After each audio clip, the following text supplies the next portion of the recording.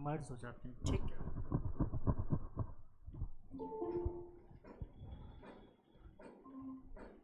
बेटा दीवा थक नहीं जाते इतनी दूर से ऑनलाइन आते हुए?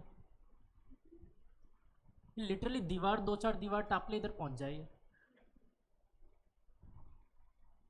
इतनी पास में घर है इसका, ये रहा, और फिर भी ऑनलाइन। इतनी पास में घर हो तो मैं चप्पल पहनने से पहले 2 बार सोचूंगा, फिर खोलना पड़ेगा।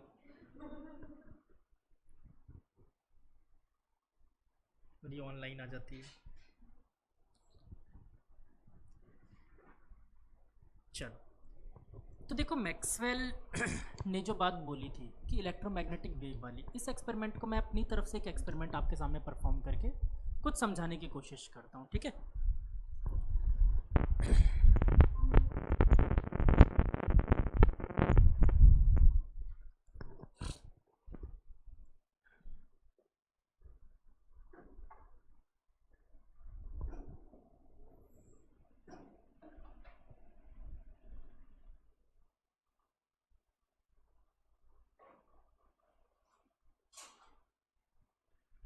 अरे भाई क्या हो गया, ये इक्विलेटरल क्यों नहीं बनना चाह रहा? चल, तो बेटा ये एक प्रिज्म दिख रहा है आप सबको। ये पूरा प्रिज्म नहीं है बच्चे, इसके अंदर मैंने ना बहुत सारे गैस पार्टिकल्स भर दिए। लेट अस सपोज फिलहाल के लिए मान लेता हूँ मैंने इसमें हाइड्रोजन गैस भर दी। ठीक है, गैस भरी हुई है इसके अंदर, और मैंने इसे शुरू कर दिया नीचे से गर्म करना। ठीक है, ये गर्म कर रहा था मैं, टेम्परेचर दे रहा था, आप जैसे भी मान लो एनर्जी दे रहा था। मैंने इसे गर्म किया तो मुझे एक अजीब सा प्रोफाइल देखने को मिला। मैंने तो हीट दी थी और ये लाइट एमिट करने लग गया। मैंने इसे हीट दी और ये लाइट एमिट करने लग गया। पहली बात समझ आई? मतलब एक्चुअली में रदरफोर्ड ने कहा कि अगर मैं इलेक्ट्रॉन को एनर्जी दे रहा था, एटम्स को एनर्जी दे रहा था, तो लाइट की फॉर्म में एनर्जी एमिट कर रहे थे। अगर ऐसा ही आपका इलेक्ट्रॉन कर रहा होता, ये लाइट जो निकल रही थी कौन सी थी? Electromagnetic wave. तो इसने कहा कि जो रिवॉल्विंग इलेक्ट्रॉन रहा होगा आपके इसमें, वो तो 10⁻⁸ सेकेंड में जाके इसके अंदर गिर जाना चाहिए। इलेक्ट्रोमैग्नेटिक वेव ऐसी रेडिएट करेगा, अगर उसके पास एनर्जी है तो एनर्जी रिलीज करेगा। इस एटम को भी तो मैंने एनर्जी दी थी और ये एनर्जी रिलीज कर रहा था, तो आपका इलेक्ट्रॉन जो घूम रहा है इसके पास भी एनर्जी है, ये रिलीज कर देना चाहिए था इलेक्ट्रोमैग्नेटिक वेव की फॉर्म में। पहली बात क्लियर हुई? फिर मैंने इसमें दूसरा एक्सपेरिमेंट परफॉर्म किया। इस बार मैंने हीट नहीं दी, मैंने इसमें वाइट लाइट डाली। लेट अस सपोज, मैं 1 मिनट के लिए बस एक एग्जांपल दे रहा हूँ, ऐसा कोई फैक्चुअल बात नहीं है, कि मैंने जैसे इसमें लाइट दी तो इसमें से रेड कलर की लाइट एमिट हो रही थी। जब सॉरी मैंने हीट दी तो रेड कलर की लाइट एमिट हो रही थी। ठीक है, मान लेते हैं ऐसा। फिर मैंने जैसे इसमें वाइट लाइट पुट की तो एक अजीब सा कैरेक्टर देखने को मिला कि इसमें सारे कलर्स तो बाहर आए, ये रेड बाहर नहीं आया, ये सेम कलर बाहर नहीं आया। तो रदरफोर्ड इन दोनों बातों को समझा पाने में कंप्लीटली फेल्ड हो गए। क्यों? उनके मॉडल में उन्होंने कहीं पे भी मल्टीपल ऑर्बिट्स की बात नहीं की। उन्होंने क्या क्या बताया था, एक बार उनके पॉइंट्स याद हैं? क्या क्या बताया था उन्होंने? रदरफोर्ड की क्या क्या बातें आप लोगों को सही लगी थी जो मैंने बताया था? सारा मास कहाँ पर है? सेंटर पे। दूसरा क्या बताया था इन्होंने? इलेक्ट्रॉन इसके अबाउट रिवॉल्व कर रहा है। हर एक एटम्स के लिए हर एक मेटल के लिए न्यूक्लियस में अलग अलग अमाउंट ऑफ पॉजिटिव चार्ज होगा, जेड पे डिपेंड कर रहा था डिफ्लेक्शन। तो इन्होंने एटॉमिक नंबर के बारे में बता दिया था रदरफोर्ड ने, ये भी बता दिया था सारा एटम का मास कहाँ पर है? सेंटर पे। और वो इतने छोटे जगह पर है कि आप ये सोचो एटम के कंपैरिजन में 1,00,000 गुना छोटा था वो, है ना? 1,00,000 गुना छोटा एटम के कंपैरिजन में, मतलब सारा मास सेंटर में और इतना छोटा पार्टिकल। क्लियर हुआ? यस और नो? अब आते हैं नील्स बोर पे। तो नील्स बोर ने क्या किया बेटा कि इन्होंने कहा कि I think Rutherford is right, because वही बात अगेन, ये बहुत कुछ समझा नहीं पाए, मानना है तो मानो, नहीं मानना है मत मानो वाली बात हो गई, एज काफ़ी थी। तो नील्स बोर ने कहा मैं इनको स्टडी करना चाहता हूँ एक बार।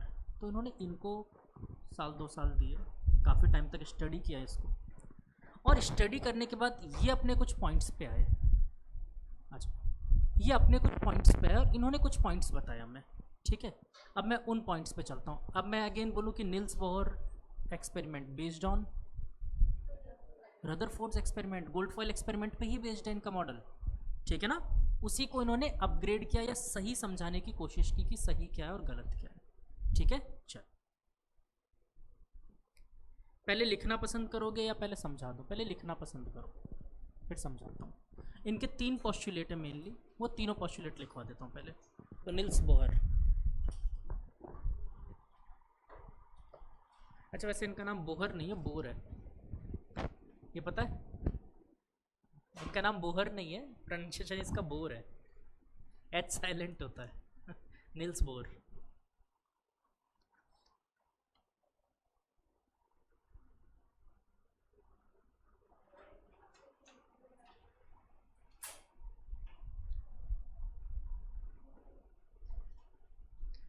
गौरांगी ने मुझे मैसेज किया, सर मैं आज क्लास नहीं ले पाऊंगी, कल मेरा एग्ज़ाम है। तो मैंने कहा ऑल द बेस्ट। अब वो बोल रही थैंक यू, मैंने परमिशन थोड़ी दी है, उसने खुद ने बताया, मैंने हाँ बोल दिया, मैं क्या बोल सकता हूँ।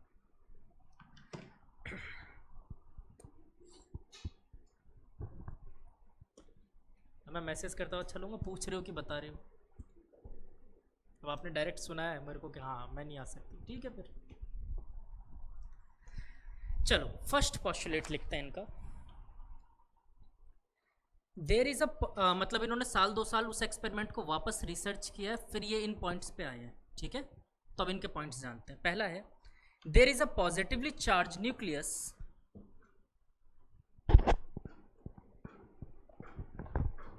there is a positively charged nucleus at the center of atom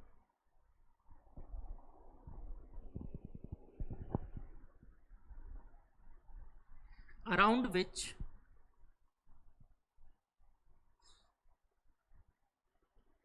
electron revolves in, around which electrons revolve in circular orbits. Electron revolves in circular orbit. इसी में आगे लिखो, the necessary centripetal force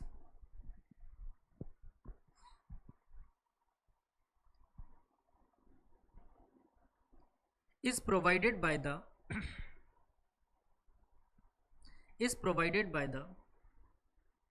Coulomb's force of attraction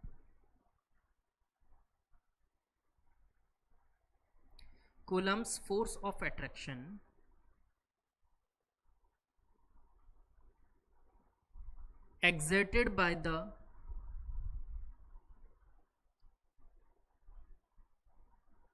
positively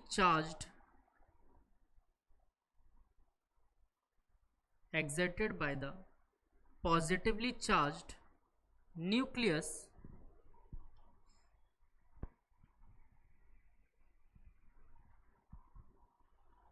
on the negatively charged electrons. ये first postulate था इनका, और इसमें अपन कुछ फाइंड आउट करते हैं क्या बताया इन्होंने, ठीक है। मैं इस चैप्टर के लिए आप लोगों को कई बार पहले भी बात बोल चुका हूँ, फिर से बोल रहा हूँ, अज्यूम करो कि आप लोग ही हो नील्स बोहर, और मतलब जो भी रिसर्च अपन कर रहे हैं, तो फर्स्ट टाइम आप जो भी देख रहे हो वो समझो कि आप लोग ही एक्सपेरिमेंट कर रहे हो। तो इन्होंने जो ऑब्जर्व किया, मैंने आपको बताया वही सेम एक्सपेरिमेंट ऑब्जर्व किया, और इन्होंने बोला कि पहली बात जो आपने बोला था कि पॉजिटिव चार्ज यहाँ पर है और इलेक्ट्रॉन यहाँ पर है, रिवॉल्व कर रहा है, तो उन्होंने कहा कि एग्जैक्टली वो सर्कुलर पाथ में ऑर्बिट कर रहा होगा। और गिर क्यों नहीं जाता, क्यों नहीं गिरता, तो इसका रीज़न इन्होंने बताया था क्योंकि इन दोनों के बीच में एक सेंट्रीपिटल फोर्स लग रहा है, सॉरी इलेक्ट्रोस्टैटिक फोर्स लग रहा है, जो कि सेंट्रीपिटल फोर्स इसको प्रोवाइड करने का काम कर रहा है, और इसकी वजह से क्या कर रही है, रिवॉल्व कर रहा है। अगर सर्कुलर मोशन याद होगा तो याद होगा net force toward the centre is known as centripetal force, है ना। अगर ऐसे ना समझ आए तो ये समझ लो कि सेंट्रीफ्यूगल फोर्स क्या होता है, जस्ट अपोजिट डायरेक्शन में लगने वाला सूडो फोर्स, ठीक है। तो चलो, तो ये बताओ इस तरफ इलेक्ट्रॉन पे कितने फोर्स से न्यूक्लियस खींच रहा है, न्यूक्लियस कितना फोर्स लगा रहा होगा, तो क्या मैं बोल सकता हूँ F is equal to Coulomb's force बोल सकते हैं, 1/4 पाई एप्सिलॉन, मीडियम क्या है इसमें, कौन सा मीडियम है,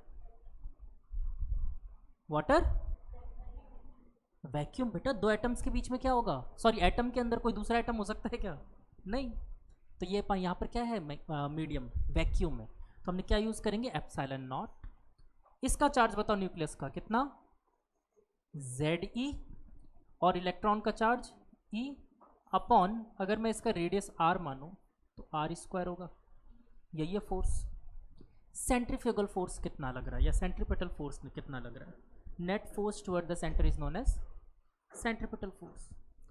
अगर मैं इसको लिखूं तो 1/4 epsilon naught Ze² upon R² is equal to mv² upon R। एक R से एक R गुजर गया और मेरे पास ये बनी इक्वेशन 1।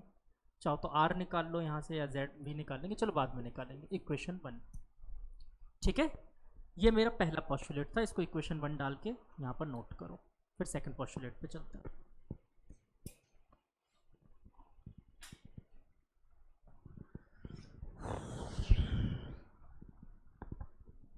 अच्छा, पूरी कहानी सुनने के बाद क्या लगता है कौन बड़े साइंटिस्ट थे इन सब में से, अभी तक की जो कहानी सुनी, इनमें किससे ज़्यादा रेस्पेक्ट देना पसंद करोगे, किसी को नहीं, रदरफोर्ड। अगर रियलिटी में उन्होंने, आप नोटिस करो ये पहला पॉइंट जो बताया ये रदरफोर्ड का पॉइंट है, उन्होंने बता दिया था ये चीज़ कि एक सर्कुलर पाथ में इलेक्ट्रॉन घूम रहा होता है।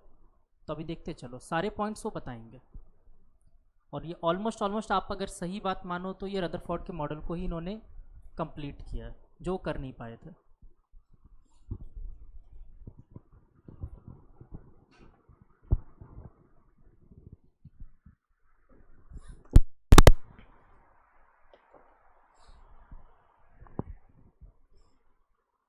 अच्छा, यहाँ पर सारे टर्म्स बताऊँ क्या, ये Z क्या है, E क्या है, लिखना है किसी को, कहीं मैं कॉन्फिडेंस से बैठा हूँ, Z क्या है, चलो ऐसा नहीं कि मैं कॉन्फिडेंस से बैठा हूँ और पता ही नहीं हो। E क्या है बेटा, फंडामेंटल यूनिट ऑफ चार्ज, और M किसका, न्यूक्लियस का, हाँ न्यूक्लियस का ना, तो क्यों भाई, इलेक्ट्रॉन का क्यों हुआ,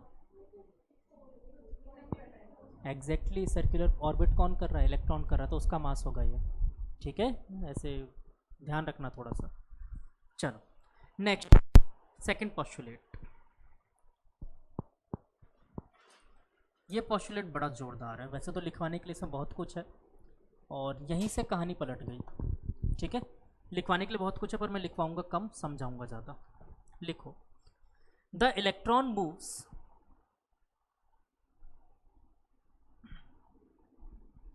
in certain, the electron moves in certain discrete orbits, the electron moves in certain discrete orbits, कौन पहुंच गए, अरे यार सर ने क्या लिंक नहीं डाल रखा क्या, ये सब के सब फिजिक्स की क्लास में क्यों आ रहे हैं, सर ने तो मैथ्स यहाँ पर थी क्या, मैथ्स की क्लास सर की आज नहीं, अरे भाई यूवी मैथ्स की क्लास देखो ना कौन से लिंक पे है,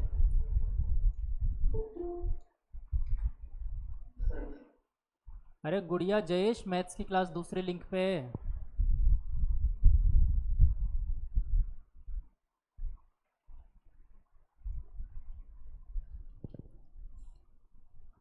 हाँ तो मैंने क्या लिखवाया, electron revolves in, moves in certain discrete orbits called stationary orbits,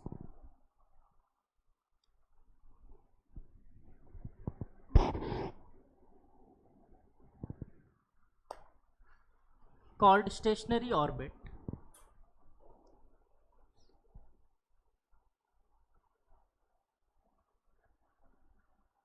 और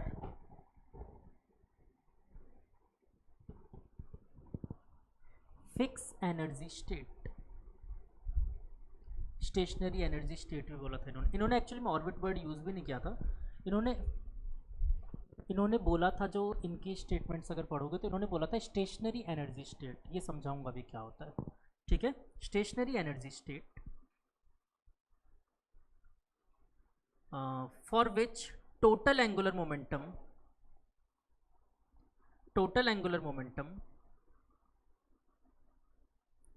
of moving electron, total angular momentum of moving electron is equal to is an integral multiple of h upon 2 pi। ये सबको रटा हुआ होता है ना, कैसे आया बता सकते हो? अब तो पढ़ रखा है सबने, एंगुलर मोमेंटम भी पढ़ रखा है। कोई मुझे समझा सकता है ये mvr is equal to NH upon 2 pi कैसे आया? इनफैक्ट एनसीईआरटी ने भी नहीं दे रखा है। अभी मैं थोड़ी देर पहले आके यही चीज़ ढूंढने की कोशिश कर रहा था, कैसे कैसे कैसे।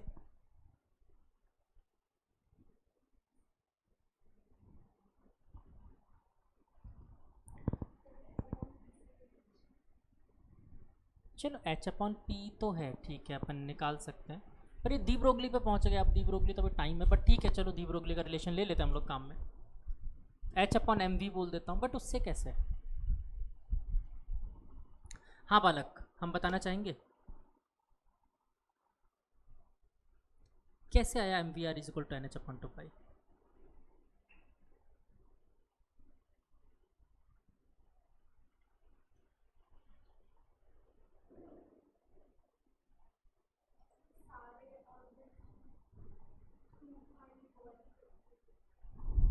देखो अब यहाँ पर नील्स बोहर ने क्या बोला, मैं उसकी बात करता हूँ, फिर बात करेंगे।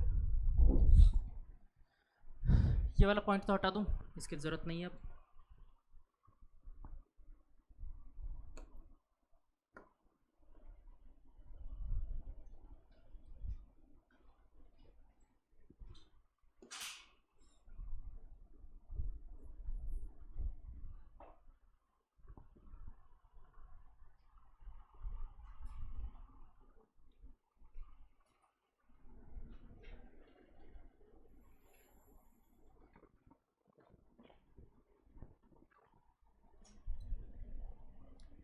तो देखो ये न्यूक्लियस है और इसके अबाउट इलेक्ट्रॉन्स घूम रहे हैं।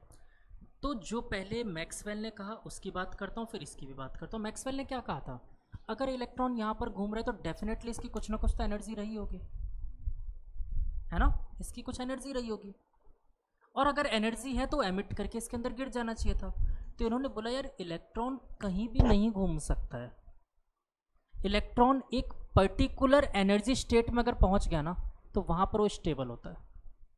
एक फिक्स एनर्जी स्टेट जो होती है वो स्टेबल होता है। जैसे कि मान लो पहले ऑर्बिट अगर हाइड्रोजन की बात करूं तो मान लो इलेक्ट्रॉन की एनर्जी इस वक्त -13.6 इलेक्ट्रॉन वोल्ट है, तो यहाँ पर फिक्स हो गया। अब ये इससे ना तो इधर जाएगा ना इधर जाएगा, और इसे एडिशनल एनर्जी मिली, मान लो इतनी एनर्जी मिली कि ये यहाँ पर चला जाएगा, कोई दिक्कत नहीं है, लेकिन वापस घूम के वो एनर्जी एमिट करके ग्राउंड स्टेट में आ जाएगा जहाँ से गया था। और कितने टाइम में? 10⁻⁸ सेकेंड के अंदर, ठीक है ना? ये वापस आ जाता है इलेक्ट्रोमैग्नेटिक वेव रेडिएट करके। तो ये बात भी समझ में आई। तो इन्होंने क्या बोला कि अब थोड़ा सा मैं आगे का कंसेप्ट यूज़ कर रहा हूँ। आप लोगों ने फिलहाल वेव ऑप्टिक्स नहीं देखा हुआ है और आपने देखा हुआ है गेस। तो क्या आपको वहाँ से एक रिलेशन याद है? 2πr is equal to n lambda, देखा था कहीं पर? n lambda diffraction fringe width beta d by D, जहाँ पर निकाला था। कंस्ट्रक्टिव डिस्ट्रक्टिव इंटरफेरेंस,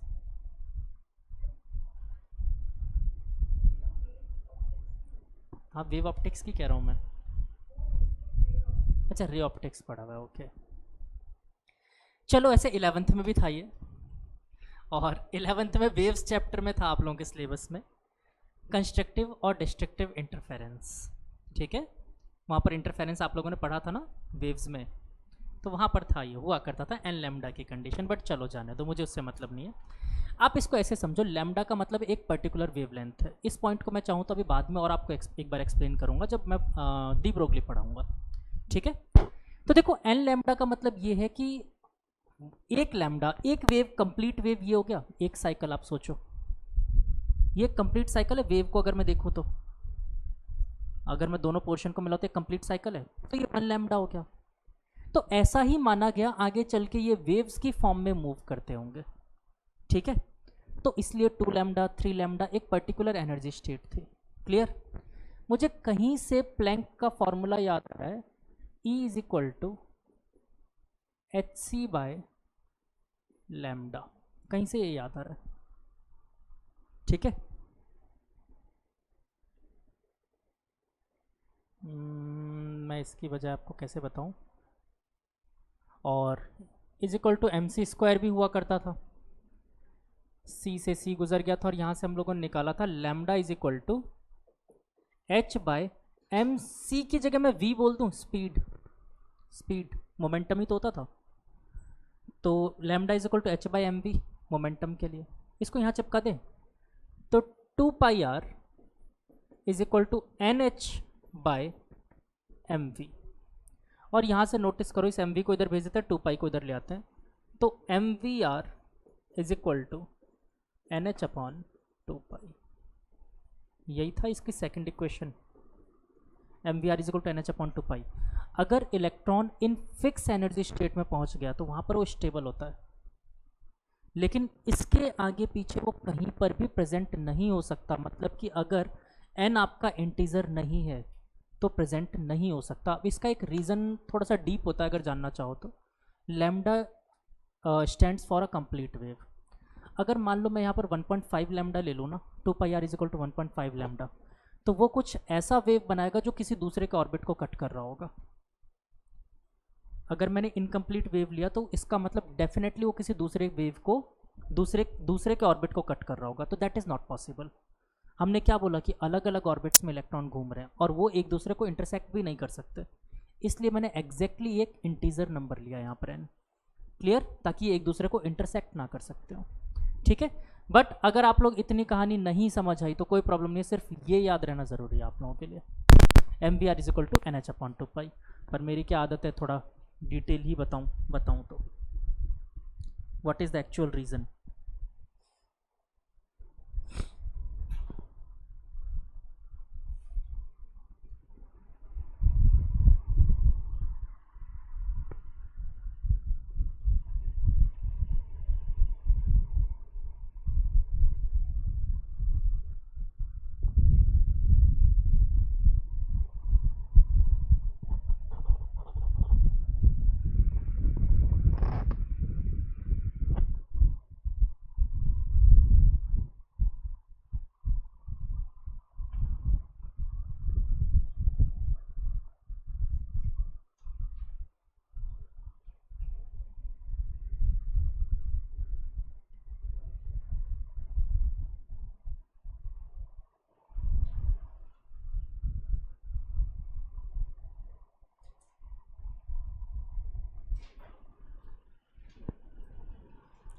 क्या अभी भी किसी के दिमाग में चल रहा है ये बीच में इलेक्ट्रॉन अभी भी क्यों नहीं घूमा? इलेक्ट्रॉन अभी भी ये बीच में, इन दोनों ऑर्बिट के बीच में क्यों नहीं घूमा? कहीं पे भी तो घूम सकता था, फर्स्ट ऑर्बिट और सेकंड ऑर्बिट में ही क्यों घूम रहा है अभी भी क्वेश्चन सवाल। चलो, एक तो मैंने रीजन दिया आपको कि लैम्डा अगर मैंने कहीं और रखा तो वो एक दूसरे के ऑर्बिट को कट करेंगे, और दैट मीन्स अगर मान लो ये वाला इसके ऑर्बिट को कट कर रहा है, मतलब इलेक्ट्रॉन इस ऑर्बिट में भी और इस ऑर्बिट में भी है, दैट मीन्स दोनों एनर्जी स्टेट सेम लेवल पे हो गए। सेम लेवल पे हो गए तो आप कैसे इस चीज़ को मान सकते हो? दूसरी बात से भी समझते हैं, जो नील्स बोहर ने उस टाइम आंसर दिया था मैं वो आंसर भी दे देता हूँ। मैक्सवेल का अगेन क्वेश्चन था कि यार आप ये बताओ ना कि ये इलेक्ट्रोमैग्नेटिक वेव रेडिएट क्यों नहीं कर रहा? अगर आपने यहाँ पर क्यों नहीं घुमा पाया, आप यहीं पर और यहीं पर क्यों घुमा रहे हो? तो इन्होंने एक रीज़न दिया था, वो रीज़न ये था कि यार मैंने पिछले 2 साल से इसको ऑब्जर्व करके देखा, मैंने 2 साल से ऑब्जर्व किया और मुझे एक बार भी ये चीज़ पता नहीं चल पाई कि ऐसा मतलब एक्चुअली में मैंने एक बार भी ये नहीं देखा कि इलेक्ट्रॉन बीच में कहीं पर प्रेजेंट है। दैट मीन्स ये होता तो है, क्यों होता है मैं नहीं समझ पाया। दैट इज वाई अब मुझे जहां पर मैं कंक्लूजन पे पहुंचा हूं वो कंक्लूजन ये है कि जो आप क्लासिकल मैकेनिक्स के रूल लगा रहे हो वो एटॉमिक फिजिक्स पे वैलिड ही नहीं है। यहां पर नहीं लगा पाओगे आप क्लासिकल मैकेनिक्स के रूल, और यहां पर जाकर फाइनली क्वांटम मैकेनिक्स की पहली बार बात आई। और अब याद करो इस एन को क्या नाम देते थे आप? Principal quantum number. समझ आया क्यों क्वांटम बोलते थे? इस वजह से क्वांटम बोलते थे। तो एन का नाम एक्चुअल नाम क्या होता है? नंबर ऑफ ऑर्बिट नहीं, प्रिंसिपल क्वांटम नंबर। ठीक है। एल को क्या बोलते थे?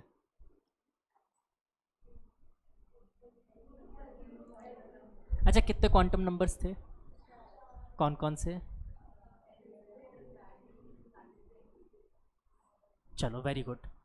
तो 4 क्वांटम नंबर थे जो किसी भी एटम के बारे में कंप्लीट आइडिया दे सकते हैं, है ना? तो ये चारों क्वांटम नंबर, तो पहला क्वांटम नंबर आपने यहीं से जाना, ठीक, प्रिंसिपल क्वांटम नंबर। इसी वजह से इनको मैं बार बार नाम देता हूँ father of quantum mechanics. Starting थी रीज़न, अभी बेटा क्वांटम मैकेनिक्स स्टार्ट हो रही है, आप ये भी समझ के चलो कि स्टार्ट हो रही है, पहली बार हमने ये इसके बारे में डिस्कस कर रहे हैं। तो इन्होंने ये कहा कि यार मैं ऑब्जर्वेशन में जो देख रहा हूँ वो मुझे पता चल रहा है, उस वजह से मैं ये कह सकता हूँ कि हाँ जो आप क्लासिकल मैकेनिक्स लगा रहे हो वो यहाँ पर नहीं लगा सकते, बस। तो इसलिए इन्होंने ये रीज़न दिया। तो अब मेरे पास दो रीज़न है। एक तो रीज़न मैंने आपको ये समझाया कि वो इंटरसेक्ट कर जाएंगे ऑर्बिट्स अगर लैम्डा की वैल्यू एग्जैक्टली कोई इंटीजर नहीं है तो, ठीक है। बट अगर ये ना भी समझ आए तो वो तो रीज़न समझ में आ ही रहा है, प्रैक्टिकली देखा हमने ऐसा पॉसिबल ही नहीं है। इलेक्ट्रॉन या तो यहाँ रहता है, एनर्जी दिया तो यहाँ चला जाता है, फिर वापस इधर आ जाता है, वो बीच में कहीं पर रुक ही नहीं सकता। Clear? Easy? Second postulate clear है? चलो थर्ड पॉस्टुलेट पे चलते हैं। थर्ड वाला इजी है, ये बहुत समझ चुके हो आप लोग। ये एक्चुअली मैंने इसी में इसके बारे में डिस्कस कर दिया, थर्ड पॉस्टुलेट के लिए लिखते हैं बस। हाँ,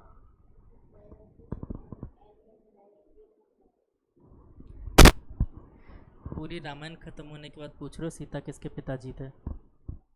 नालायक। बेटा ये एन लैम्डा की कहानी थोड़ी देर या तो पेशेंस रखो, या फिर चलो क्लास 11th के वेव्स में, 11th में वेव्स था, या फिर 12th क्लास का वेव ऑप्टिक्स आने दो, ठीक है? ठीक है, ये 3 पॉइंट है मेरे पास, अब तीनों में से तुमको जो पसंद आए। वेट ऐसे करो कि एटॉमिक स्ट्रक्चर का जब लास्ट लेक्चर लूँगा ना तो उसमें डी ब्रोगली बताऊँगा मैं, तो डी ब्रोगली में मैं इसके बारे में बताऊँगा कि ये ऑर्बिट्स जो आप सोच रहे हो क्यों बोहर का मॉडल गलत है, कहाँ गलती हुई, वो चीज़ जब समझाऊँगा तब बताऊँगा। अब आप सोचो मैं पढ़ाने से पहले बोहर की गलतियाँ बता दूँ, फिर आपका मन करेगा पढ़ने का? नहीं करेगा, इसलिए मैं थोड़ा सा पेशेंस रख रहा हूँ, ठीक है? तो अभी कही हुई बात मान लो, नहीं मानोगे तो सिलेबस का पार्ट भी नहीं है वो, तुम्हारे सिलेबस का पार्ट है MVR=NH/2π।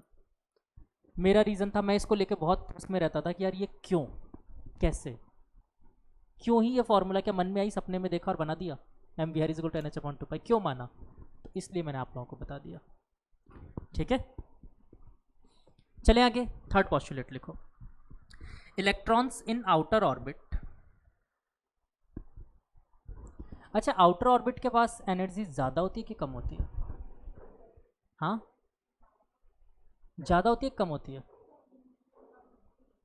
कम होती है, कम होती है। लिखो, outer orbits have greater energy. बेटा वो नीचे वाले स्टेट में था तब उसने एनर्जी ली, तब वो ऊपर के स्टेट में पहुंच पाया, मतलब उसकी एनर्जी ज़्यादा होगी हायर की, लोअर की कम होगी। और आप याद करो माइनस में होता है न्यूमेरिकली, अगर मैग्नीट्यूड वाइज बात करो तो यस जो पास में होता है मैग्नीट्यूड आपको ज़्यादा दिखेगा, बट वो नेगेटिव में एनर्जी माइनस में आता है ना, -13.6 इलेक्ट्रॉन वोल्ट, तो नेगेटिव में होता है। तो आउट क्या लिखा? Greater energy than, sorry, those in inner orbits, those in inner orbits.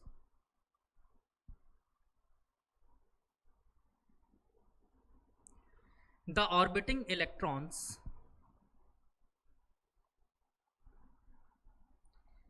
emits energy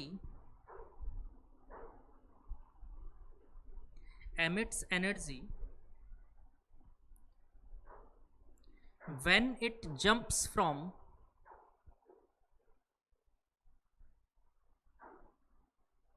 an outer orbit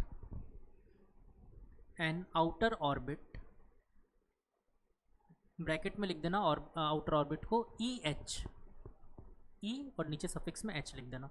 orbit मतलब क्या, एनर्जी स्टेट की बात हो रही है। रियल में कोई ऑर्बिट एग्जिस्ट नहीं करता है ना। ऐसा थोड़ी कि बीच में एक पटरी बनी हुई है रेल की, उस पर ट्रेन चलेगी। इलेक्ट्रॉन वहाँ घूम रहा है इसलिए मैंने उसे ऑर्बिट कहा। जैसे अर्थ घूम रही है, अर्थ का कोई ट्रैक थोड़ी है, पाथ थोड़ी बना इसी पे चलेगी, बट वो एनर्जी की वजह से ऐसा हो रहा है, ठीक है ना, ऑर्बिट।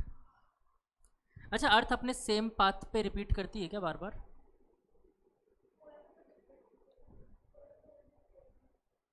ना, अर्थ अपने सेम पाथ पे कभी रिपीट नहीं कर पाती। रीजन पता है? सन खुद जा रहा है आगे, सन खुद ही आगे जा रहा है। तो एक्चुअली में अर्थ का अगर आप हमारी गैलेक्सी में खड़े होकर आप नोटिस करो पाथ, तो हमें हेलिकल पाथ दिखता है। हेलिकल मतलब जो आपके कॉपी में जिसे स्पाइरल कहते हो आप, ऐसा पाथ दिखता है, ठीक है। और अगर हम अपनी गैलेक्सी से बाहर जाकर देखें तो कुछ अलग ही पाथ दिख रहा है, क्योंकि हमारी गैलेक्सी भी तो मूव कर रही है। रुका हुआ कौन है? कोई रुका हुआ नहीं है, गैलेक्सी इज ऑल्सो मूविंग, ठीक है। अच्छा, गैलेक्सी मूव कर रही है, ये बात आप प्रूफ कर सकते हो कैसे? सन बेटा गैलेक्सी के सामने कुछ भी नहीं है। सन तो अपनी गैलेक्सी के चक्कर काट रहा है, बताया था मैंने, 1 कॉस्मिक ईयर में एक चक्कर पूरा कर लेता है। फिर कितना होता है 1 कॉस्मिक ईयर? सन अपने गैलेक्सी के अबाउट घूम रहा है और 1 cosmic year is approximately equal to 25 crore साल ओनली। तो सन अपना एक रिवॉल्यूशन 25 करोड़ साल में पूरा कर लेता है लगभग।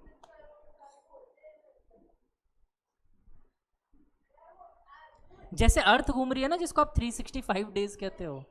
हाँ,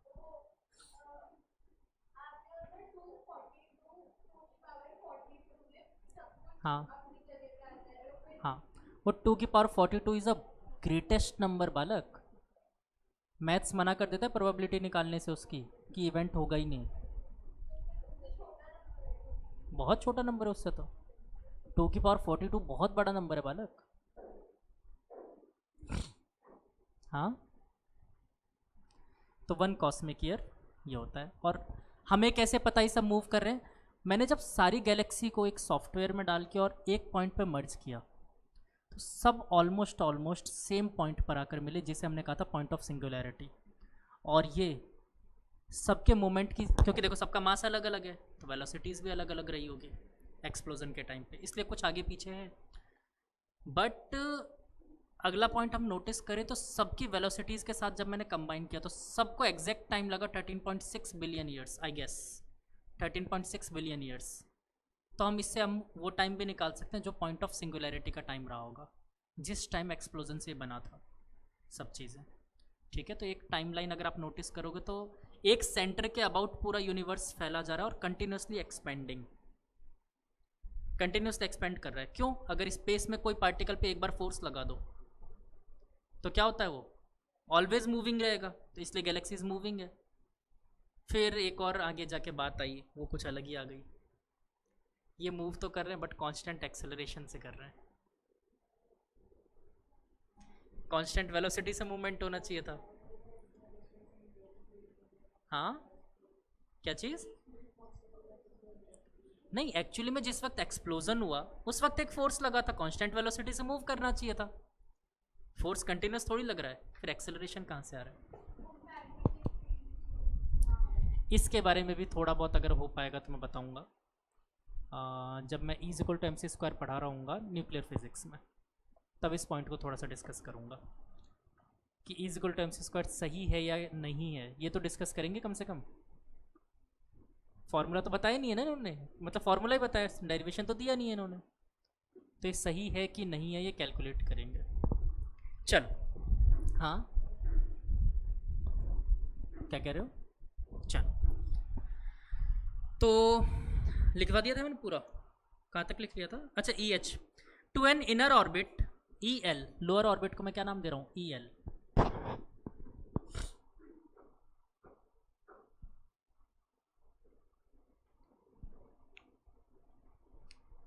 it radiates energy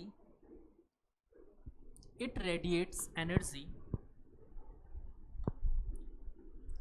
अगली वाली लाइन को अंडरलाइन कर लेना, it radiates energy of single photon, energy of single photon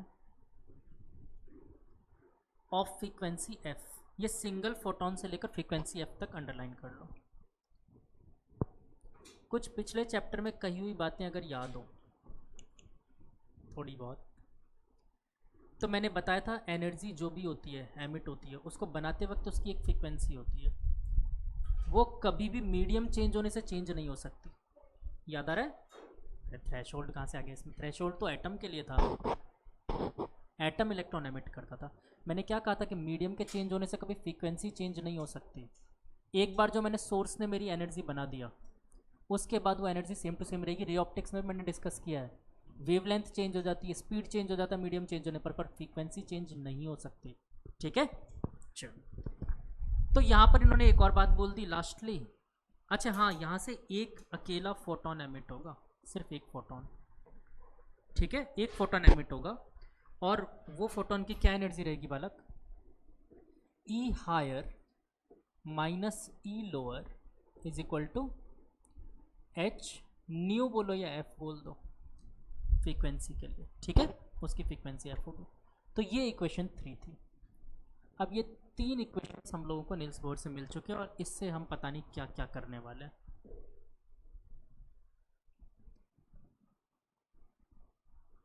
अब फिजिक्स के ड्रॉबैक्स भी बताऊंगा आप लोगों को। केमिस्ट्री में कितना अच्छा था, 3 पोस्टुलेट पढ़े, फॉर्मूला रटा, काम खत्म।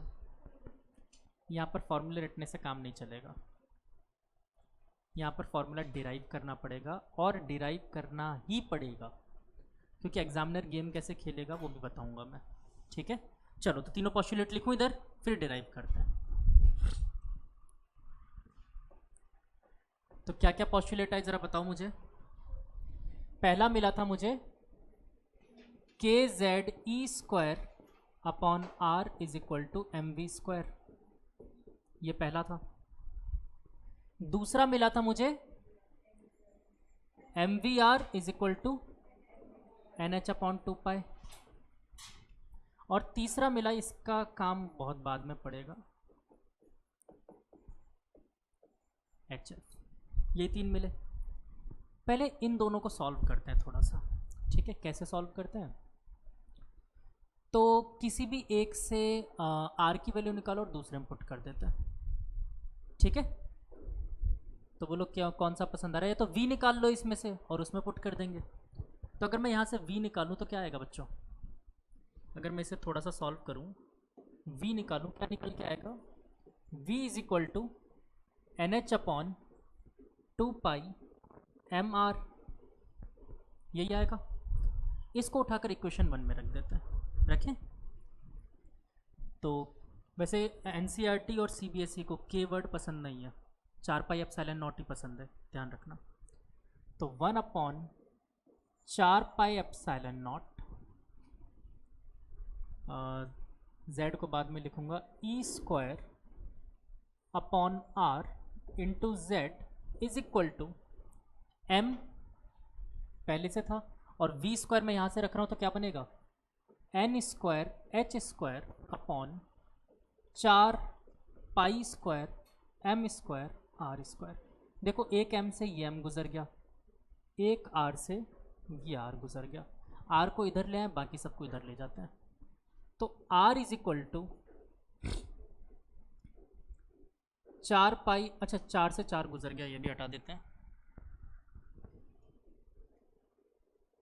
मत हटाओ, 4 से 4 मत हटाओ, बताऊंगा क्यों। 4 pi epsilon naught into H square, N square को मैं छोड़ रहा हूँ अभी, H square upon 4 pi square E square, 4 pi square E square M. यही बचा या कुछ और बचा? Into N square by Z, यही बचा। अब मुझे ऐसा क्यों लगता है, पता नहीं, कि आप सबको सारी वैल्यूज़ पता है। आप लोगों को मेरे हिसाब से 1/4πε0 की वैल्यू पता है, 9 × 10⁹। प्लैंक कांस्टेंट रटा हुआ है, 4 पाई ई की वैल्यू, मास ऑफ इलेक्ट्रॉन सब पता है ना, निकाल सकते हैं 1 सेकंड में। पुट करो वैल्यूज़ और निकालो। अब मैं क्यों ऐसा कह रहा हूँ ये ध्यान रखना, इक्वेशन सॉल्व करनी पड़ेगी। वहाँ पर वो लोग आपके साथ गेम खेल जाते हैं। कैसा गेम? कि हाइपोथेटिकल क्वेश्चन दे देंगे ऐसा कि अभी एक नई रिसर्च हुई है, उसमें पता चला इलेक्ट्रॉन का मास तो कुछ और होता है। ठीक है, तो इसका मतलब बोहर की जो रेडियस निकली थी उसमें कुछ प्रॉब्लम आ रही है, तो एक काम करो, वापस से निकाल के बताओ क्या आएगा। तो आपको नया मास दे देंगे इलेक्ट्रॉन का, वो इसमें रखना पड़ जाएगा। ठीक है, तो डिराइव करवाएंगे। ठीक, तो एटलीस्ट इतना याद रखो, फिर मैं बताऊंगा, शॉर्टकट भी बताऊंगा कैसे करते हैं।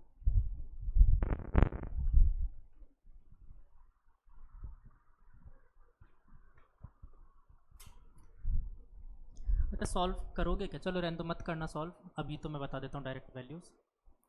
ठीक है, फिर बाद में कर लेना सॉल्व।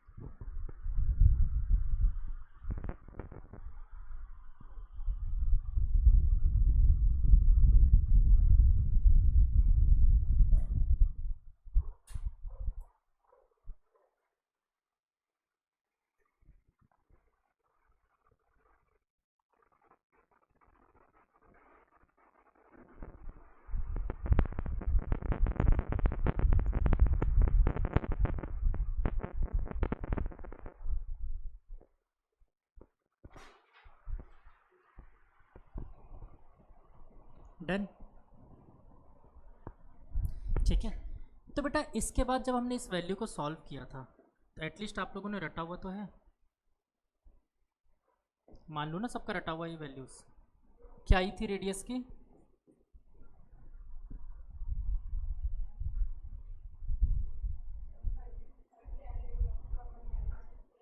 कितना? 13.6, 30 इंटू 10⁻⁻। Very good. क्या बोल रहे हो नालायको, बोहर का पूछ रहा हूं मैं, नील्स बोहर। 0.529 इंटू 10⁻⁻10, भूल भाल गए। और unit 0.529 into 10⁻⁻10 n square by Z metre. ठीक है, अच्छा दूसरी बात यहीं पे ध्यान दो, इलेक्ट्रॉन का मास मान लो बता देता है कि नया मास जो हमें पता चला है, लिख लेना बेटा, लिख लेना।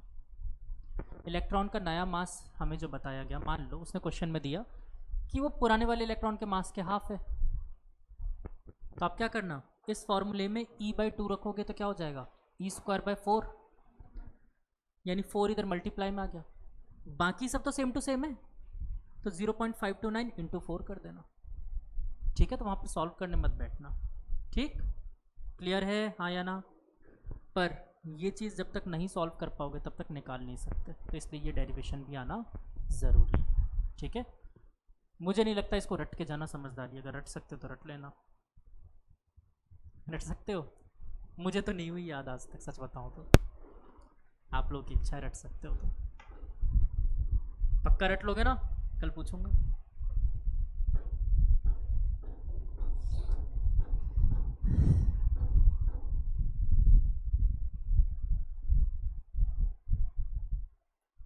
तो क्या अगर मुझे रेडियस पता चल गया बोहर के अकॉर्डिंग तो मैं स्पीड ऑफ इलेक्ट्रॉन भी निकाल सकता हूँ?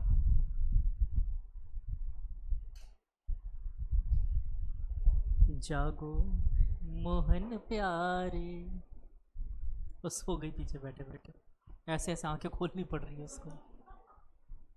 चलो, क्या मैं स्पीड भी निकाल सकता हूँ अब? कैसे?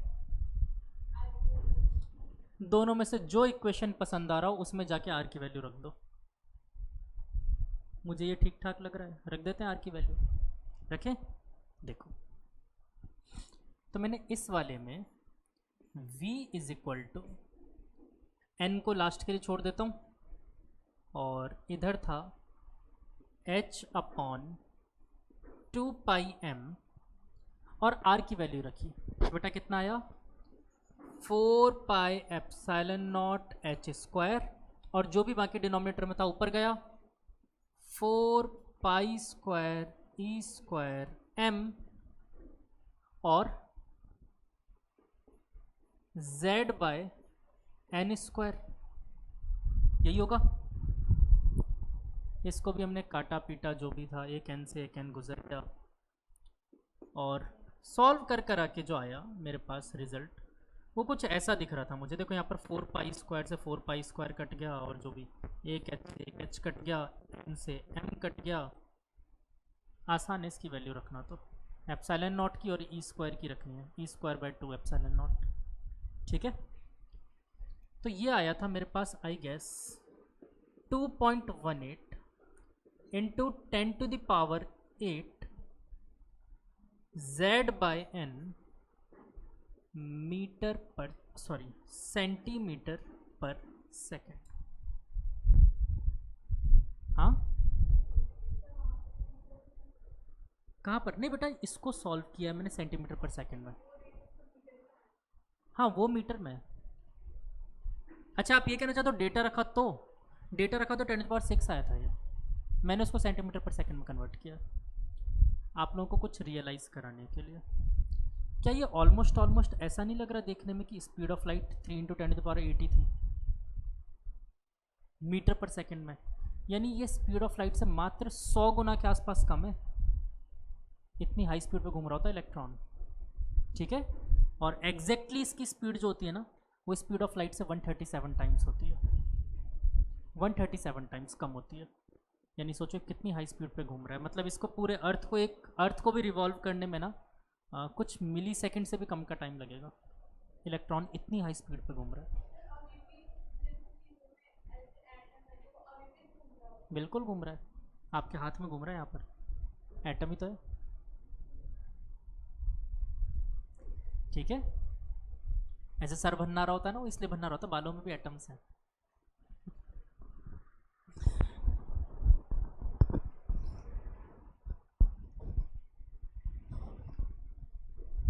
एक बार एक आईआईटी दिल्ली के प्रोफेसर थे, उनसे ऐसे मेरी ज्ञान की बातें चल रही थी, तो बात चलते चलते उन्होंने बताया कि एक बात बताओ, व्हाट इज़ मैटर?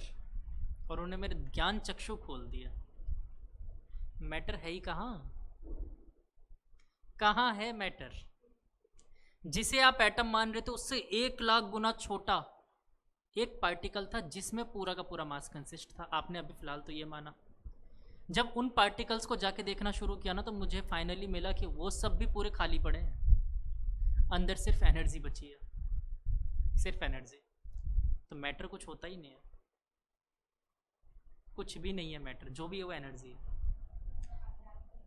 नहीं नहीं नहीं बेटा, आध्यात्मिक नहीं, इसमें प्रैक्टिकली आपको पता चल रहा है। आपने प्रैक्टिकली देखा। कहाँ? बता दो मुझे, मैटर कहाँ एग्जिस्ट कर रहा है? किसे आप एग्जैक्टली मैटर कह सकते हो, मुझे बताओ।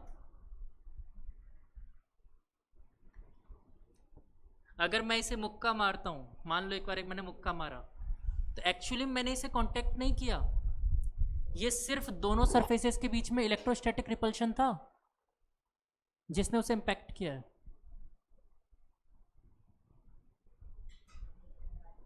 मैटर है कहाँ? मैटर है ही नहीं।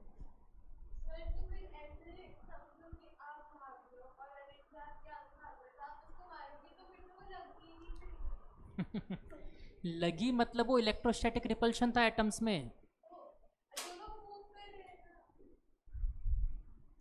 अब यहाँ पर फिर थोड़ा सा एंगल बदल जाएंगे, बिकॉज यहाँ पर फिर साइंस फेल हो जाता है to explain emotions. Human emotions कहाँ से आए?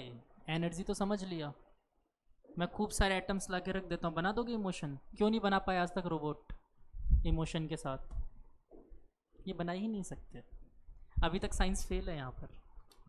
आप बताओ, सब कुछ एटम से, आप खुद जानते हो हमारी बॉडी पूरा कंप्लीटली एटम है, एक एक पार्ट एटम है, ऐसा तो कुछ नहीं कोई अलग मटेरियल हो। कहाँ से आए इमोशंस?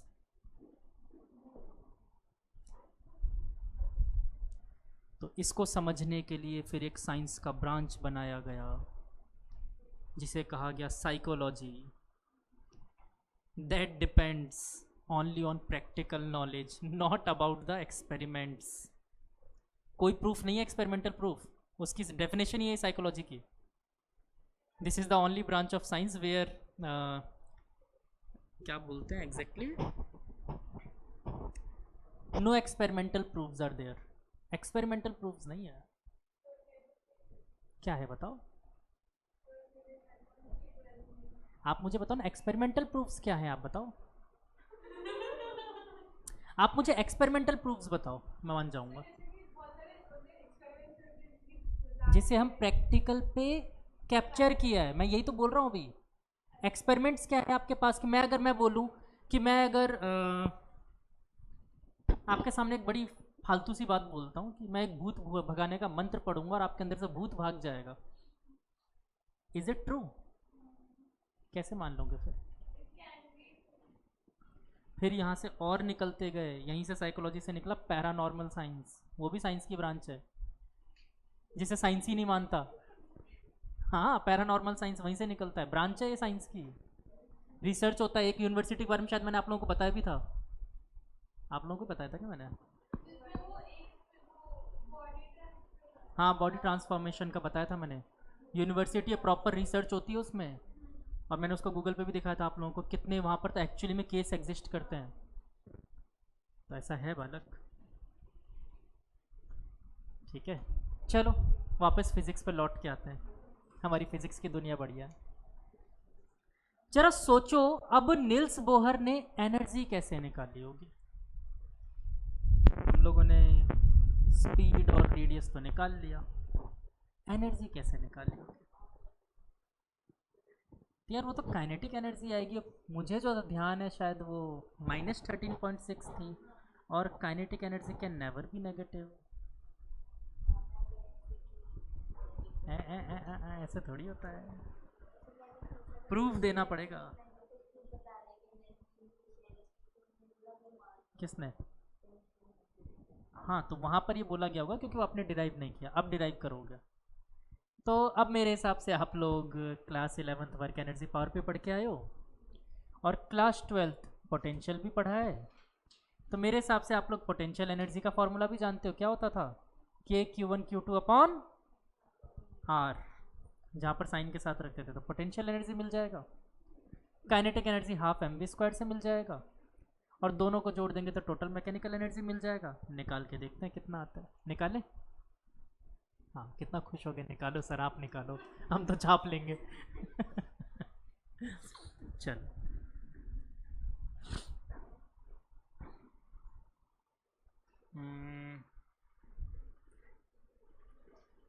चलो तो पहले काइनेटिक एनर्जी निकाला जाए। आप सब लोगों ने कॉपी में लिख लिया ना सब कुछ? तो मैं अगर ये डेटा पूछूंगा बता पाओगे? चल, तो पहले काइनेटिक एनर्जी निकालते हैं। That is half mv²। v हम लोग निकाल चुके हैं, तो बोलो हाफ m। v की वैल्यू बताओ कितनी आई थी? अरे वैल्यू नहीं यार, वैल्यूज पुट करने वाली बात अलग होती है बेटा।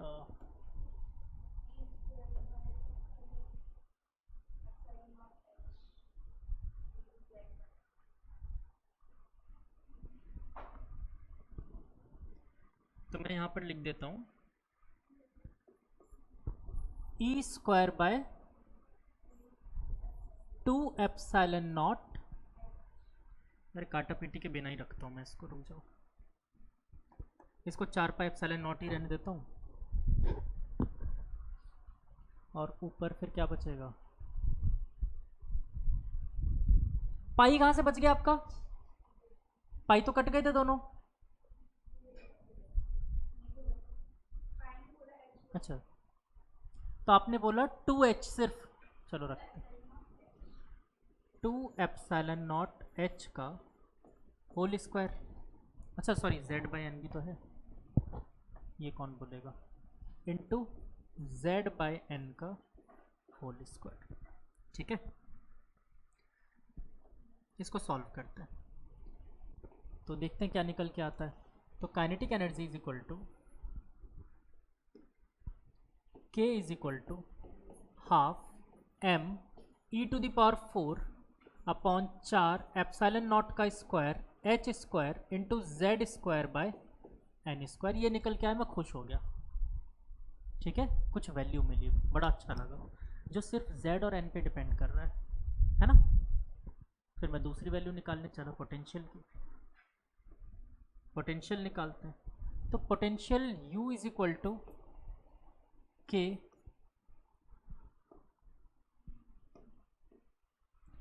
1/4πε0 q1 that is ZE, q2 that is -E, तो यहाँ माइनस लगा दूं, पोटेंशियल में आता है ना साइन लेते थे अपन, अपॉन R। तो R मेरे को कहीं से याद आ रहा है, हम निकाल चुके हैं, ये आया था। तो अब ये वैल्यू बताते जाओ, यहाँ चिपकाते हैं अपन। बोलो क्या आया था, 4πε0 h² n² अपॉन में जो भी था मैं यहाँ लिख रहा हूँ 4π² e² m और z। देखो एक z यहाँ, एक z यहाँ, इन दोनों को तो मैं बाहर अलग से फेंक देता हूँ, तो माइनस बाहर आ गया z²/n²। बाकी जो जो कट रहा है मैं काट देता हूँ। देखो 4π से ये 4π और ये पाई से ये पाई का स्क्वायर ही खत्म हो गया। ठीक है, और देखो क्या क्या कट रहा है, क्या बेटा, हाँ दोनों पाई कट गए ना, देखो। अच्छा ये मैंने ऐसे नहीं काटा इसलिए, चलो ठीक है। और ऊपर बचा मेरे पास e⁴ m e⁴ और नीचे बचा बच्चों 4ε0 का स्क्वायर h², यही बचा। इसकी शक्ल जरा मिलाओ, काइनेटिक एनर्जी से मिलती जुलती सी नहीं लग रही है ना। काइनेटिक एनर्जी क्या थी, इस एनर्जी की हाफ है ना। तो अगर आप लोग बुरा ना मानो तो यहां पर क्या मैं k is equal to -1/2 u बोल सकता हूं। माइनस क्यों लगाया, क्योंकि u खुद माइनस का आने वाला तो प्लस हो जाएगा, काइनेटिक एनर्जी कभी नेगेटिव नहीं हो सकती। ठीक है, तो वो कितना है माइनस का u/2, और ये कितना आया, वैल्यू अपन ने देख ली u। टोटल एनर्जी निकालते हैं, यहां से आई थी total energy, kinetic energy plus potential energy. और अब देखो काइनेटिक एनर्जी कितना है, माइनस का u/2 और ये है u। फाइनली सॉल्व किया, क्या बचा, माइनस का u/2। दैट इज वाई वो काइनेटिक एनर्जी के बराबर आ जाती है। एक मिनट, प्लस का u/2, इसलिए उसके अपोजिट में बराबर आती है काइनेटिक एनर्जी के। क्या, बिल्कुल, तो रखेंगे, एनर्जी भी तो माइनस की आती है, भूल भाल गए बेटा। वो वैल्यू बाद में रखूंगा मैं ये रही वैल्यू u की माइनस में, जो मैं यहाँ पर चिपकाऊंगा। जब मैंने सारी वैल्यू सॉल्व की ना बच्चे, तो ये मेरे पास कुछ अलग ही निकल के आया, और मैं इसे इलेक्ट्रॉन वोल्ट में सॉल्व कर रहा हूँ। मेरी कैलकुलेशन थोड़ी सी तेज़ है, आप लोग अपने अकॉर्डिंग सॉल्व कर लेना। तो मेरी कैलकुलेशन के अकॉर्डिंग आया बेटा ये -13.6 into z² bye n² electron volt. ठीक है, मैंने सारी वैल्यूज़ रख के फटाफट सॉल्व कर दिया था, ठीक है, आप लोग देख लेना। क्लियर हुआ यस और नो? तो छापना चाहोगे पहले ये?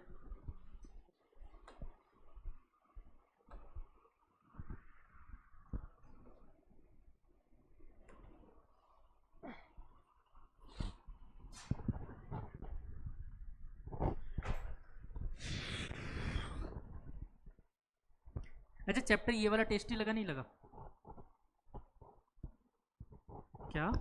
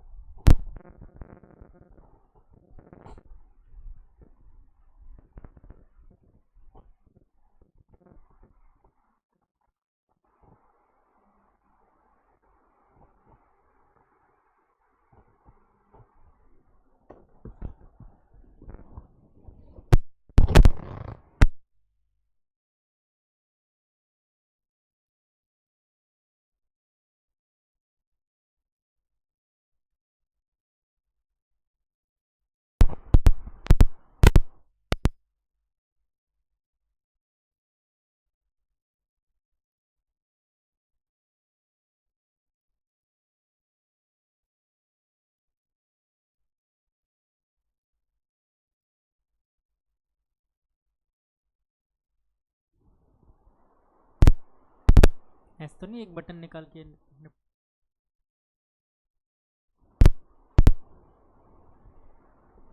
इसके बैग में ढूंढना मिलेगा।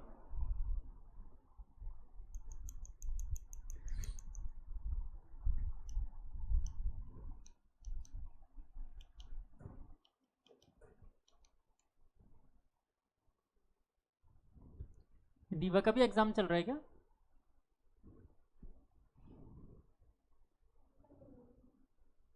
खत्म हो गए?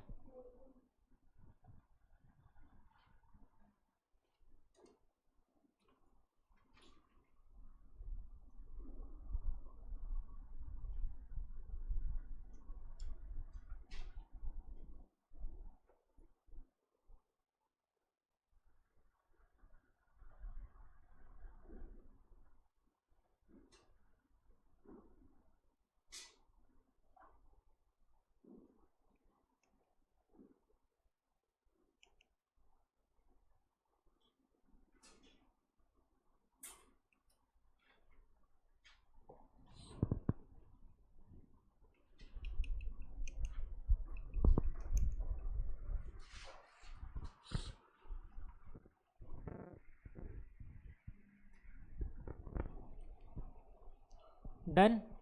क्लियर हुआ? अच्छा, अगर मैं एनर्जी का रेशो निकालूं हाइड्रोजन के एटम के लिए, एनर्जी का रेशो निकालूं first orbit, second orbit, third orbit, value solve करने के लिए नहीं कह रहा, मैं रेशो निकालने के लिए कह रहा हूँ। तो ज़रा देखिए क्या आता है। मैं सबके लिए निकालूंगा रेशो। देखो एन की वैल्यू तो 1 2 3 रखते जाओगे, जेड तो 1 ही रहेगा। तो अगर मैं रेशो निकालूं, छाप लिया ना सबने ये?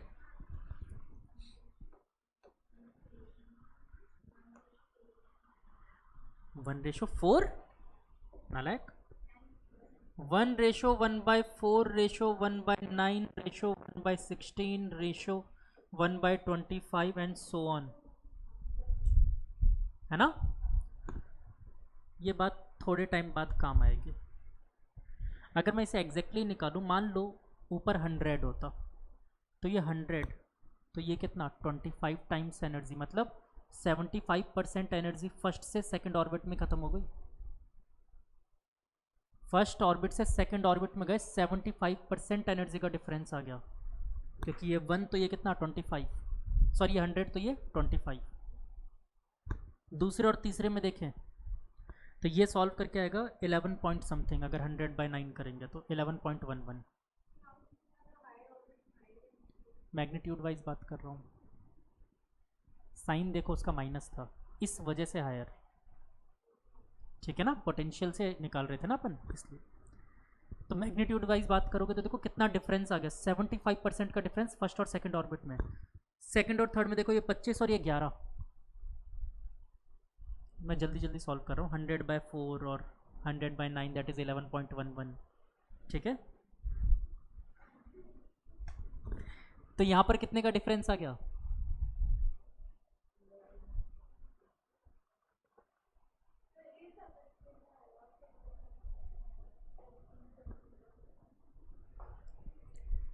एक काम करते हैं, अभी समझ में आएगा। देखो, तुम लोगों से मैथ्स जब तक खुद से ना करवाओ ना तब तक नहीं समझ आता। मैं बता के गलती करी मैंने। क्वेश्चन लिखो, calculate the energy for hydrogen atom in first, second, third and fourth orbit. निकालो एनर्जी की वैल्यू चाहिए एग्जैक्टली, निकालो।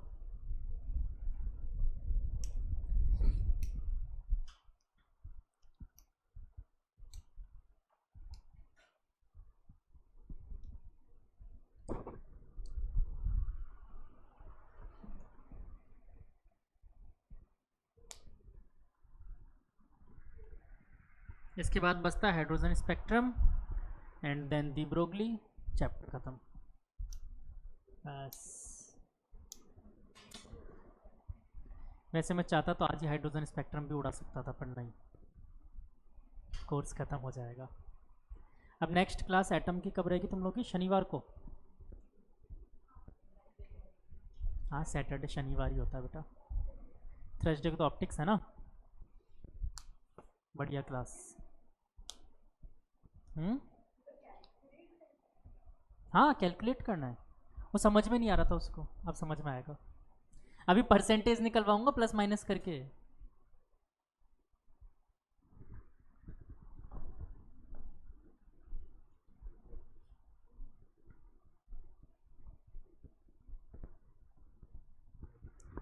बेटा इसको सॉल्व कौन करेगा? है समझदार है। इसने डायरेक्ट आंसर लिख दिया, -13.6/4 -13.6/9। सॉल्व करना उसको। आगे सारे। हाँ ठीक है, करेक्ट है, करेक्ट है, करेक्ट है, ठीक। अब अगला निकालना परसेंटेज चेंज ऑफ एनर्जी, अभी बताऊंगा। हाँ, तो जैसे दो ऑर्बिट के बीच में परसेंटेज चेंज। इसके बाद एटॉमिक रेडियस का भी गेम खेलेंगे। और देखना अगली बार अक्षिता तुरंत मान जाएगी, नहीं सर सही बता रहे हो।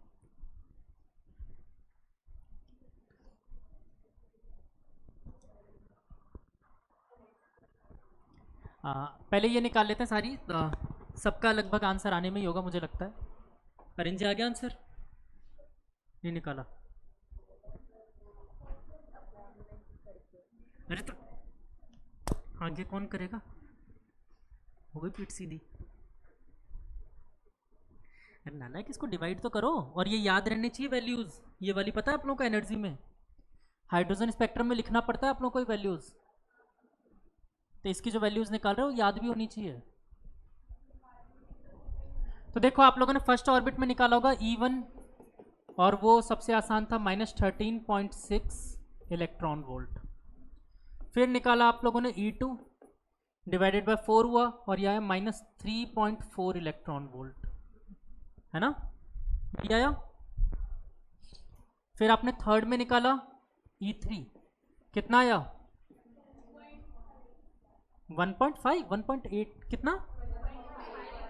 अच्छा सॉरी, 1.51 इलेक्ट्रॉन वोल्ट, यस, मैं भी भूल भाल गया हूँ। E4 निकाला आपने, कितना आया?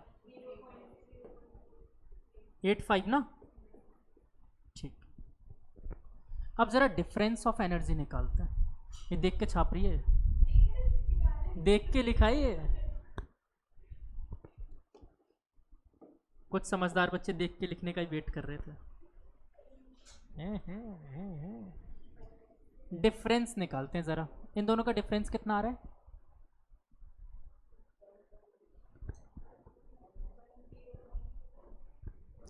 10.2। डिफरेंस है, प्लस माइनस नहीं लिख रहा, आपकी मर्जी हो तो इसमें से इसको माइनस कर लेना, ठीक है ना? 10.2 इलेक्ट्रॉन वोल्ट। दूसरे और तीसरे में कितना डिफरेंस आ रहा है?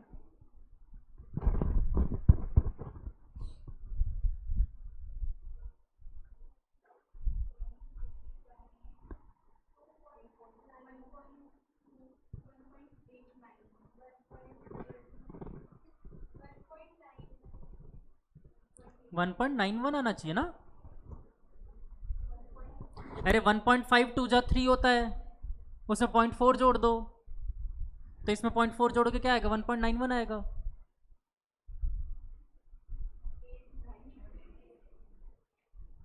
हाँ वो लास्ट में 1 है ना, इसलिए तो पहले तो 1.9 तक तो पहुंचो, फिर उसके बाद उसमें 1 माइनस कर पाएंगे तो 1.89। अच्छा नहीं, मैंने कुछ और सुना था। तो 1.89 इलेक्ट्रॉन वोल्ट। अगला देखो, ये बताओ 15 और 50, 65 66, 0.66। देख लो, चेक कर लो, मुझे नहीं आती मैथ्स, थोड़ी कमज़ोर है मेरी। सब देख देख के छाप रहे, कोई दिमाग पे जोर देना ही नहीं चाहता। बेटा जोड़ दो, जंग खा जाएगा। और फिर मैं ऐसे में गलत लिख दूंगा, फिर जानना। चलो, तो अब जरा देखो एनर्जी डिफरेंस कितना है। कैसा एनर्जी डिफरेंस दिख रहा है आपको, पहले और दूसरे में देखो 10.2 इलेक्ट्रॉन वोल्ट का एनर्जी गैप, दूसरे और तीसरे में सिर्फ 1.89, तीसरे और चौथे में 0.66। कितना कम कम गैप होता जा रहा है। समझ आ रही है कहानी, एनर्जी डिफरेंस फर्स्ट और सेकंड में कितना ज़्यादा है। ठीक है, अब ज़रा रेडियस की कहानी पे भी यही चीज़ निकालनी है। एटॉमिक रेडियस पे भी निकाल के दिखाओ मुझे यही कहानी, और डिफरेंस कितना आएगा ये भी। R1 R2 R3 R4 निकालो फटाफट कितना आ रहा है। पहला वाला मैं बता देता हूँ, इसके बाद तुम लोग निकालना।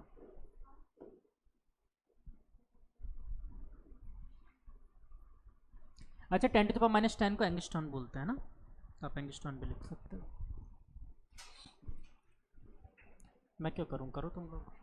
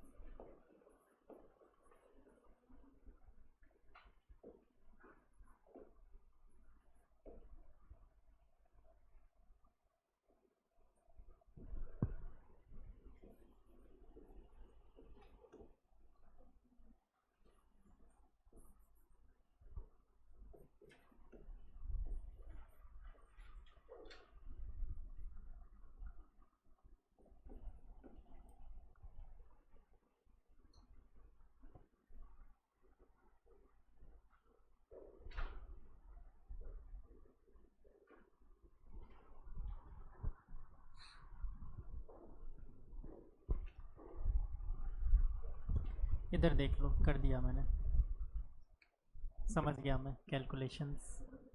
ठीक है, देखो 0.529 क्या था, R1 मान लिया उसे पहले वाले को, तो बाकी सबके आंसर R1 की फॉर्म में लिख दिया, मतलब रेडियस ऑफ फर्स्ट ऑर्बिट। तो देखो सेकंड ऑर्बिट के लिए कितना आया था, 4 into radius of first orbit, third के लिए 9 into radius of first orbit, fourth के लिए 16 into radius of first orbit. Difference निकाला तो देखो पहले और दूसरे में कितना रेडियस का डिफरेंस था, पहला रेडियस और दूसरा रेडियस में 3 गुना का डिफरेंस था, मतलब 3 गुना बड़ा है, उसका अगला 5 गुना बड़ा है, उसका अगला 7 गुना, 9 गुना, मतलब रेडियस पहला वाला इतना है तो दूसरा वाला ऐसे, तीसरा वाला ऐसे, बहुत बड़ा बड़ा गैप, एनर्जी गैप। ऐसा नहीं जैसा मैंने बना दिया था अगल बगल में, पहला वाला पास में होता है, दूसरा वाला काफ़ी दूर होता है, तीसरा वाला उससे भी ज़्यादा दूर होता है। जितना ज़्यादा रेडियस बढ़ता जाएगा उतनी ज़्यादा एनर्जी कम होती जाएगी, न्यूक्लियस की पकड़ कम होगी ना। तो दैट इज़ वाई आप यहाँ पर नोटिस करो कि एनर्जी जैसे जैसे आप दूर जा रहे थे मैग्नीट्यूड वाइज डिफरेंस कम होता जा रहा था। ठीक है, क्लियर। फिर पूरी कहानी डिटेल में इसकी बात करेंगे हाइड्रोजन स्पेक्ट्रम में, अभी के लिए कहानी लिखकर ख़त्म करो। हाँ गुड़िया।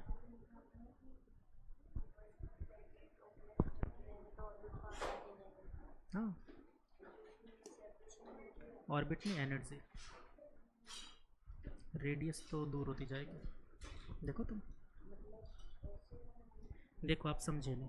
अगर रेशो वाइज कंपैरिजन करो, रेशो वाइज कंपैरिजन करके दिखाऊं तब तुम इसको अच्छे से क्लिक कर पाओगे। पहले और दूसरे का रेशो निकालते हैं अपन। सेकंड बाय फर्स्ट का रेशो निकालता हूँ। सेकंड बाय फर्स्ट का रेशो मतलब सेकंड का रेडियस और फर्स्ट के रेडियस का रेशो निकाला, कितना आया 4। थर्ड और सेकंड का रेशो निकालते हैं, ये कितना आएगा 9/4, दैट इज 2.25। अब तो बता के मानूंगा। थर्ड और फोर्थ का रेशो निकालो, 16/9 कितना आएगा, गेम ओवर।